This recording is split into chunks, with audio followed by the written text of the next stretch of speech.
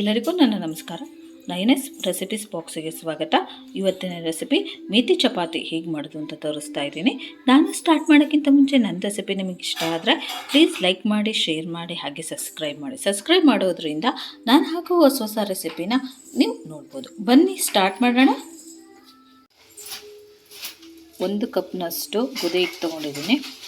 ಮೆಂತ್ಯ ಸೊಪ್ಪು ತೊಗೊಂಡಿದ್ದೀನಿ. ಇನ್ನು ತೊಳೆದ್ಬಿಟ್ಟು ಸಣ್ಣದಾಗಿ ಕಟ್ ಮಾಡಿ ಇಟ್ಕೊಂಡಿದ್ದೀನಿ. 1 ಕಟ್ಟಿದೆ. ಅರ್ಧ ಟೇಬಲ್ ಸ್ಪೂನು ಖಾರ ಪುಡಿ, 1 ಟೇಬಲ್ ಸ್ಪೂನು ಜೀರಿಗೆ ಪುಡಿ, ಅರ್ಧ ಟೇಬಲ್ ಸ್ಪೂನು ಗರಂ ಮಸಾಲ, ಅರ್ಧ ಟೇಬಲ್ ಸ್ಪೂನು ಅರಿಶಿನ ಪುಡಿ, ಒಂದು ಅರ್ಧ ಟೇಬಲ್ ಸ್ಪೂನು ಅಜ್ವಾನ, ಒಂದು 5 ಟೇಬಲ್ ಸ್ಪೂನು ಮೊಸರು, ರುಚಿಗೆ ತಕ್ಕಷ್ಟು ಉಪ್ಪು. ಗೋಧಿ ಹಿಟ್ಟು ತೊಗೊಂಡಿದ್ದೀನಿ. ಇದಕ್ಕೆ ಮೆಂತ್ಯ ಸೊಪ್ಪು ಹಾಕ್ತಾ ಇದ್ದೀನಿ.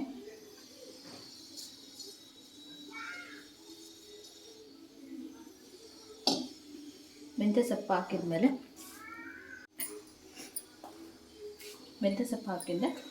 ಜೀರಿಗೆ ಪುಡಿ, ಅಜ್ವಾನ,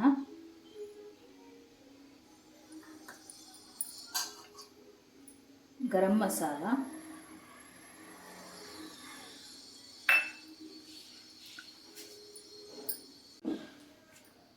ಅರಿಶಿನ ಪುಡಿ, ಅಚ್ಚ ಖಾರದ ಪುಡಿ, ರುಚಿಗೆ ತಕ್ಕಷ್ಟು ಉಪ್ಪು,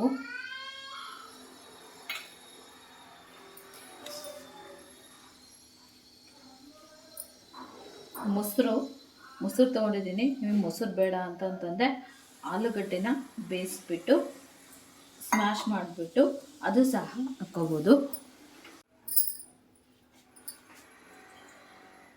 ಒಂದು 2 ಟೇಬಲ್ ಸ್ಪೂನು ಎಣ್ಣೆ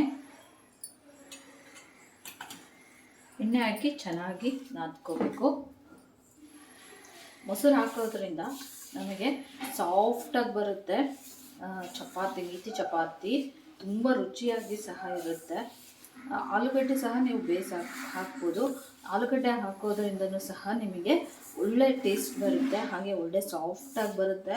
ನೀವು ಆರಿಂದ ಸಹ ನಿಮಗೆ ಗಟ್ಟಿ ಅನಿಸಲ್ಲ, ಮಿದುವಾಗಿರುತ್ತೆ ಚಪಾತಿ ಮಾತ್ರ. ಒಂದ್ಸಲ ಹಾಕಿದ್ರೆ ನೀಟಾಗಿ ಕಲಿಸ್ಕೋಬೇಕು.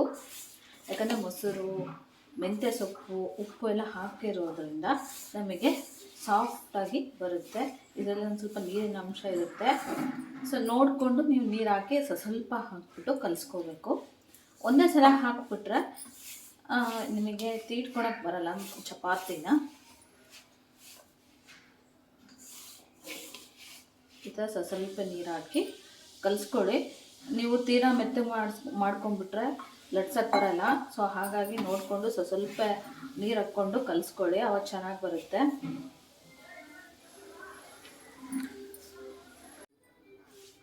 ನೋಡಿ, ಇವಾಗ ಹಿಟ್ಟು ಕಲಸಿದ್ದೀನಿ. ಈ ಹದಕ್ಕಿದೆ ನೋಡಿ. ಇದಕ್ಕೆ ಒಂದು ಅರ್ಧ ಸ್ಪೂನಷ್ಟು ಎಣ್ಣೆ ಹಾಕಿ ನೀಟಾಗಿ ಒಂದ್ಸಲ ನಾದ್ಕೋಬೇಕು. ನಾದ್ಕೊಂಡು ನೀವು ಚಪಾತಿ ಮಾಡ್ಬೋದು. ಇದನ್ನು ನೆನೆಸೋ ಅವಶ್ಯಕತೆ ಇಲ್ಲ, ಹಾಗೆ ಮಾಡ್ಬೋದು. ನೋಡಿ ಎಷ್ಟು ಚೆನ್ನಾಗಿದೆ ಅಂದ್ಬಿಟ್ಟು. ಇವಾಗ ಚಪಾತಿ ಮಾಡೋಣ. ನೋಡಿ, ಇವಾಗ ಮಣೆ ತೊಗೊಂಡಿದ್ದೀನಿ. ಇದಕ್ಕೆ ನಾದಿ ಇಟ್ಟಿರುವಂತಹ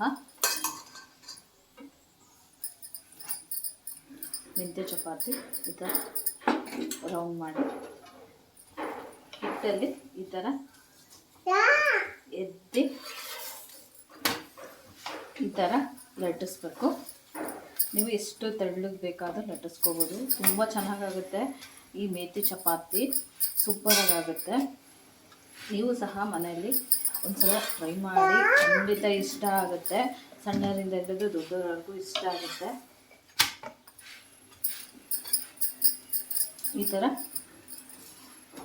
ಸೈಡಿಂದ ತೀಡ್ಕೊಂತ ಬರ್ರಿ, ಅವಾಗ ಚೆನ್ನಾಗಿ ಬರುತ್ತೆ.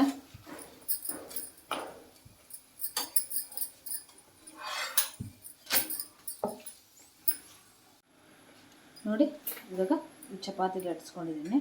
ಇಷ್ಟು ತೆಳ್ಳಗೆ ಲಟ್ಸ್ಕೊಂಡಿದ್ದೀನಿ. ನಿಮಗೆ ಇನ್ನೂ ತೆಳ್ಳಗೆ ಬೇಕಂದರೆ ಲಟ್ಸ್ಕೊಬೋದು. ಈ ಥರನೇ ಎಲ್ಲ ಚಪಾತಿನ ಮಾಡಿಟ್ಕೊಂಡ್ಬಿಡಿ. ನೋಡಿ, ಎಲ್ಲ ಚಪಾತಿನೂ ಮಾಡಿ ಇಟ್ಕೊಂಡಿದ್ದೀನಿ. ಇವಾಗ ಬೇಯಿಸೋಣ. ಹಂಚು ಕಾದಿದೆ. ಇದಕ್ಕೆ ಒಂದು ಅರ್ಧ ಸ್ಪೂನಷ್ಟು ಎಣ್ಣೆ ಹಾಕಬೇಕು. ನೀವು ಯಾವಾಗಲೂ ಚಪಾತಿ ಮಾಡುವಾಗ ಒಂದು ಅರ್ಧ ಸ್ಪೂನಷ್ಟು ಎಣ್ಣೆ ಹಾಕಿ, ಆವಾಗ ಚಪಾತಿ ತುಂಬ ಚೆನ್ನಾಗಿ ಬರುತ್ತೆ. ಇವಾಗ ಹಂಚು ಕಾದಿದೆ, ಚಪಾತಿ ಹಾಕೋಣ.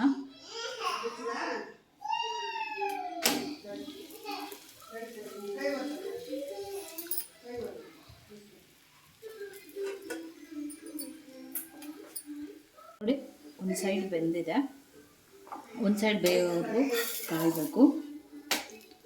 ನೋಡಿ ಎಷ್ಟು ಚೆನ್ನಾಗಾಗಿದೆ ಅಂದ್ಬಿಟ್ಟು. ಇದಕ್ಕೆ ಸ್ವಲ್ಪ ಎಣ್ಣೆ ಹಾಕಬೇಕು. ಎಣ್ಣೆ ತುಪ್ಪ ಯಾವುದಾದ್ರೂ ಸಹ ನೀವು ಬಳಸ್ಬೋದು. ತುಂಬ ಟೇಸ್ಟಿಯಾಗಿರುತ್ತೆ, ತುಂಬಾ ರುಚಿಯಾಗಿ ಸಹ ಇರುತ್ತೆ. ನೋಡಿ, ಇನ್ನೊಂದು ಸೈಡು ಬೆಂದಿದೆ ಚೆನ್ನಾಗಿ. ತುಂಬ ಸಾಫ್ಟಾಗಿರುತ್ತೆ, ತುಂಬಾ ರುಚಿಯಾಗಿರುತ್ತೆ. ನೀವು ಟ್ರಾವೆಲ್ ಮಾಡಬೇಕಾದ್ರೆ ಈ ಥರ ಮೇಥಿ ಚಪಾತಿ ಮಾಡಿಟ್ಕೊಂಡ್ರೆ ನಿಮಗೆ ಒಂದು 10 ದಿನ ಆದ್ರೂ ನಿಮಗೆ ಕೆಡಲ್ಲ. ಅಷ್ಟು ಚೆನ್ನಾಗಿ ಸಾಫ್ಟಾಗಿ ಇರುತ್ತೆ, ತುಂಬಾ ಟೇಸ್ಟಿಯಾಗಿ ಸಹ ಇರುತ್ತೆ.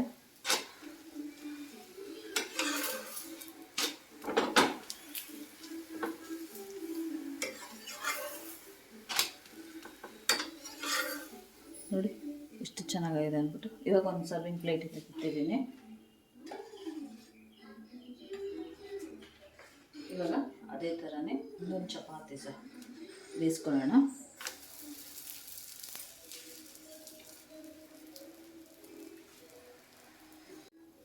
ನೋಡಿ ಬಂದಿದೆ. ಮಕ್ಕಳಿಗೆ ಈ ಥರ ಹೆಲ್ದಿಯಾಗಿ ಈ ಥರ ಸಪ್ಪಾಕ್ಬಿಟ್ಟು ಚಪಾತಿ ಮಾಡಿಕೊಟ್ರೆ ಸುಮ್ಮನೆ ತಿಂತಾರೆ. ಹಾಗೆ ಕೊಟ್ಟರೆ ತಿನ್ನಲ್ಲ, ಬೇಡ ಅದು ಇದು ಅಂತ ಮಾಡ್ತಾರೆ. ಈ ಥರ ಮಾಡಿಕೊಡಿ, ಖಂಡಿತ ಇಷ್ಟಪಟ್ಟು ತಿಂತಾರೆ. ಟಿಫಿನ್ ಬಾಕ್ಸಿಗೂ ತುಂಬಾ ಟೇಸ್ಟಿಯಾಗಿರ್ತದೆ, ಹಾಗೆ ಸಾಫ್ಟಾಗಿ ಸಹ ಇರುತ್ತೆ. ಒಂದು ಸಲ ಬೆಂದಾದಮೇಲೆ ಇದನ್ನು ಈ ಥರ ತಿರುವು ಹಾಕಿ, ಇನ್ನೊಂದು ಸಲ ಸಹ ಬೆಂದಿದೆ. ಒಂದು 5-6 ಚಪಾತಿ ಆದಮೇಲೆ ಮತ್ತೆ ಹಂಚಿಗೆ ನೀವು ಎಣ್ಣೆ ಹಾಕಿ ಇದನ್ನು ಮಾಡ್ಕೋಬೋದು.